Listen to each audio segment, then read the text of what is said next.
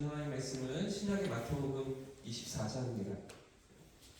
마태복음 24장 32절부터 36절까지 말씀 같이 찾겠습니다. 신약성경 42페이지에 있는 마태복음 24장 32절부터 36절까지의 말씀입니다. 교독해서 한 절씩 읽겠습니다. 무화과 나무의 비유를 배우라. 그 가지가 연하여지고 잎사귀를 내면 여름이 가까운 줄 아나니 이와 같이 너희도 이 모든 일을 보거든 인자가 가까이 있고 눈앞에 이를 안다. 내가 진실로 너희에게 말하노니 이 세대가 지나가기 전에 이 일이 다 일어나리라. 천지는 없어질지언정 내 말은 없어지지 않으리라. 같이 읽겠습니다. 그러나 그날과 그때는 아무도 모르나니 하늘의 천사들도 아들도 모르고 오직 아버지만 아십니다. 아멘. 할렐루야. 아멘. 오늘도 하나님의 은혜가 우리의 삶을 이끄실 줄 믿습니다. 아멘. 어제 새벽 예배를 마치고 이렇게 정신을 차리고 보니까 10월의 마지막 날이었더라고요. 오늘이 11월입니다. 금세 10달이 지나가고 또 마지막 2달을 우리가 살아가는 그런 중에 서 있는데 정말 쏜살처럼 시간이 지나가지 않습니까?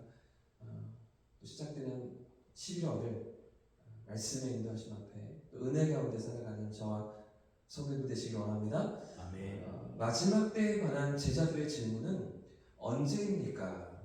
이 때에 대한 질문과 그리고 그때 무슨 일이 있겠습니까? 이 징조에 대한 두 가지 질문이었습니다. 때와 징조에 대한 것. 그래서 사실 이런 질문들의 생각 속에는 예루살렘의 멸망과 예루살렘이 파괴되고 심판 하나님의 징계를 받는다라는 예수님의 그 예언 속에서 예루살렘의 멸망과 세상의 끝날이 같은 것으로 보는 그래서 이 예수님께서 오시는 종말의 때가 예루살렘이 무너지는 때가 아닌가 이렇게 생각하고 있던 것들을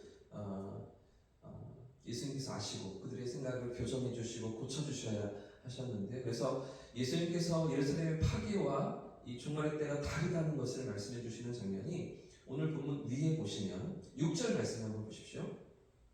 6절에 보시면 난리와 난리 소문을 듣겠으나 너희는 삼가 두려워하지 말라. 이런 일이 난리가 있어야 하되 그런데 아직까지 끝은 아니니라 이렇게 말씀하시죠. 예루살렘이 무너지고 파괴되는 그 난리에 대한 소문을 듣고 너희가 보겠지만 그러나 이 일이 끝이 아니다라고 좀 가르쳐 주십니다. 그리고 8절 말씀에도 보시면 이 모든 것은 재난의 시작이다라고 말씀해 주시는데요. 그러니까 예루살렘 성전이 파괴된 것은 우리 주님의 오심, 그 재림을 향해 나아가는 종말이 시작되었다는 것입니다. 세상의 끝을 향해 나아가는 마지막 때가 시작되었다는 예수님의 가르침인데요. 그러면서 예수님은 그 마지막 때 벌어질 일들을 또 그 상황들을 여러 가지 예들을 들어서 설명해 주십니다. 우리가 어제까지 살펴보았던 것처럼 거짓 그리스도가 일어나고 거짓 선지자들이 일어나서 할 수만 있으면 택하신 백성들도 미혹하려고 넘어뜨리려고 하는 난리 또 그 소문 민족이 민족을 대적하고 나라가 대적하는 이 모든 혼란한 가운데 이 마지막 때가 있음을 예수님께서 가르쳐 주시는데 그래서 이런 일들을 보면서 하나님의 백성들이 어떻게 살아야 하는가 깨어 있어야 하는 것이었죠. 말씀 앞에 깨어서 살아가야 한다는 이 믿음을 지키라 이 말씀을 주셨습니다. 그러면서 예수님의 이 모든 말씀은 마지막 때에 나타날 징조가 무엇인가 어떤 모습들이 있을 것인가 이것들을 가르쳐 주시는 예수님의 이 징조에 대한 대답이었고요. 자, 그럼 그때가 언제입니까? 그때 언제 하나님 나라가 완성되고 당신이 다시 오십니까? 이 질문에 대해서 오늘 본문에 대답해 주십니다. 예수님은 무화과 나무 비유를 들어서 설명하시면서 재림은 반드시 있을 것이지만 그러나 그 때와 시기는 아무도 알지 못한다라고 이 때에 대해서는 이렇게 답변해 주십니다. 오늘 본문 36절을 보십시오. 같이 한번 읽어보겠습니다. 시작. 그러나 그 날과 그때는 아무도 모르나니 하늘의 천사들도 아들도 모르고 오직 아버지만 아십니다. 예수님께서 다시 오시는 그 재림의 때는 누가 알 수 있습니까? 아무도 알 수 있는 자가 없다는 거죠. 천사도 모르고 아들도 모르고 오직 하나님은 아신다라고 가르쳐 주시는데요. 자, 그래서 오늘 본문의 결론 역시 그때와 시기를 알 수가 없기 때문에 이 마지막 종말 때를 살아가는 성도들은 하나님 앞에 깨어 있어야 합니다. 그래서 우리가 읽진 않았지만 다음 주에 살펴보겠지만 42절에서 이렇게 가르쳐 주십니다. 결론입니다. 42절 같이 읽어보겠습니다. 시작. 그러므로 깨어 있으라. 어느 날에 너희 주가 임하는지 너희가 알지 못합니다. 아멘. 그래서 언제입니까? 라는 때에 대한 제자들의 질문. 그때 무슨 일이 있겠습니까? 이 징조에 대한 질문, 두 가지 질문에 대해서 예수님 동일한 대답을 하고 계십니다. 때와 시기는 너희가 알 수 없고 그때 이런 일들을 너희가 경험할 테인데 그런데 그 가운데 너희가 깨어 살아야 한다. 하나님의 백성들이 그 마지막 때를 믿음으로 말씀 앞에 깨어 살아가야 한다. 이것인데요. 자, 그런데 이런 대답을 주시면서 오늘 본문에 예수님은 제자들이 알아들을 수 있도록 한 가지 예를 들어서 설명하고 계십니다. 오늘 무화과 나무 비유가 바로 그 말씀인데요. 32절과 33절 말씀도 보십시오. 제가 읽겠습니다. 무화과 나무의 비유를 배우라. 그 가시가 연하여지고 잎사귀를 내면 여름이 가까운 줄을 아나니 이와 같이 너희도 이 모든 일을 보거든 인자가 가까이 곧 문 앞에 이른 줄을 알라. 모든 예수님의 비유가 그렇듯이 이 무화과 나무의 비유도 어려운 내용이 아니었습니다. 지금 우리가 조금 감이 없지만 당시에 또 그 중동의 어떤 문화에 우리가 살지 않기 때문에 우리에게 조금 낯설 수 있지만 당시 유대인들에게 있어서는 너무나 쉽고 너무나 익숙한 그런 내용들을 가지고서 예수님이 비유를 하시는데요. 당시 팔레스타인 지역 사람들은 무화과 나무 잎이 피기 시작하면 여름이 시작되었다는 것을 상식적으로 다 알고 있었습니다. 우리 같으면 이런 거죠. 개나리가 핍니다. 철쭉이 핍니다. 그러면 봄이 왔다고 우리가 느끼는 거잖아요. 아무리 좀 날씨가 여전히 싸늘하고 좀 따뜻해지지 않는 것 같아 보여도 이제 봄이 오는구나. 여러분 장미가 피면 여름이 시작되었구나. 이런 것들을 아는 것처럼 이와 똑같이 이스라엘 백성들의 입장에서는 이 무화과 나무의 잎이 이제 새순이 돋고 잎이 솟아나기 시작하는 것들을 보면서 그 가운데 여름이 시작되었다는 것을 그들이 깨달았다라는 것이죠. 당시에 이스라엘 백성들 입장에서는 1년이 두 계절밖에 없었습니다.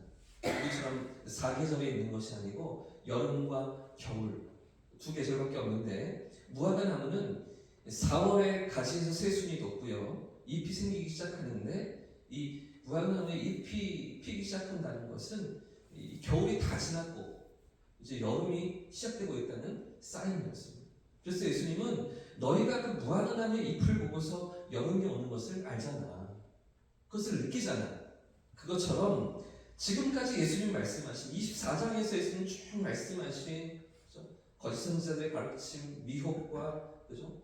모든 잘못된 교훈들 그런 가운데 난리와 난리 소문이 있고 대적하고 서로 원수가 되고 전쟁하며 기근과 지진이 일어나는 이 모든 사건들이 일어날 때 너희가 이것을 깨달아야 한다. 이 모든 일들이 있을 때 마지막 때가 가까이 왔음을 너희가 깨달아야 한다. 이렇게 말씀하시는 것인데요. 예루살렘이 파괴되고 그 모습을 볼 때 너희가 이것들을 기억하고 그 믿음을 준비하며 하나님 앞에서 너희가 깨어 있어야 한다. 이 말씀을 예수님 하시는 것입니다. 이런 환난과 시련 또 재난들이 곳곳에서 일어나는 모습들을 볼 때 하나님의 백성들은 깨어 살아야 한다는 것이죠. 말씀 앞에서 부지런히 깨어 있어야 한다라고 예수님 지금 말씀하시는 것입니다. 여러분 오늘 우리가 살아가는 이 시대를 바라보면 어떻습니까? 우리가 오늘도 어제도 계속해서 들려오는 세상의 소문들을 듣고 또 뉴스를 들을 때 우리가 무엇을 기억해야 하는 것입니까? 지구촌 곳곳에서 전쟁이 끊이지 않습니다. 지진과 기근이 계속해서 더 번져가는 것 같습니다. 엊그제 뉴스를 보니까요. 아프리카에서는 지금 최악의 기근, 최악의 가뭄 이런 것들이 벌어지고 있다고 합니다. 아프리카 남부 지역의 강수량이 완전히 줄어들어서 비가 거의 내리지 않고 그래서 농사도 지을 수 없고 야생동물들은 먹일 감이 없어서 다 굶어 죽는 이런 처지에 있다고 하는데 나미비아 같은 나라는 비상사태를 선언했다고 합니다. 잠바부에는 식량이 없어서 코끼리를 이제 식량으로 사용하기로 국가적인 결정도 내리고 먹지 않는 목인데 먹어야 되는 그런 상황이 됐다고 합니다. 이게 다 기후 변화 때문에 일어난 일들이잖아요. 어떤 마을에는 우물이 4개가 있었는데 이거 다 깨끗하지가 않습니다. 흙탕물인데도 그거 먹으면서 살아야 되고 생존해야 되는 그런 마을인데 이 4개 중에 3개가 마르고 하나가 겨우 남아 있어서 이것마저 언제 마를지 모르는 그런 상황이 있다는 것이죠. 그런데 어제 뉴스를 보니까 여러분 보셨을 텐데 또 다른 지역에서는 어떻습니까? 스페인에서는 어떻습니까? 8시간 동안 20개월치의 비가 다 쏟아져 내려서 100명이 넘는 사람들이 목숨을 잃고 도시가 다 물바다가 되어서 잠겼다는 거 아니에요? 전혀 이쪽과 저쪽이 어울리지 않는 이런 재난의 소식들을 들을 때 여러분 우리가 무엇을 기억해야 됩니까? 그저 안타까워하고 불쌍히 여기는 것만 아니라 주님 오실 때가 멀지 않았음을 기억하는 것이죠. 예수님께서 다시 오시는 그날이 그렇게 멀지 않았음을 우리가 기억하며 깨어 살아가야 한다고 예수님이 말씀해 주시는 것인데요. 여러분 오늘 우리의 믿음이 오늘 예수님의 말씀처럼 믿음으로 말씀 앞에 깨어있는 저와 여러분의 삶이길 축복합니다. 오늘도 마지막 때가 얼마 남지 않았습니다. 가까이 왔음을 기억하면서 믿음을 준비하고 기름을 준비하며 하나님 앞에서 믿음의 삶을 걸어가는 저와 여러분 되시기를 예수님의 이름으로 축복합니다. 이렇게 찬송하고 기도하겠습니다.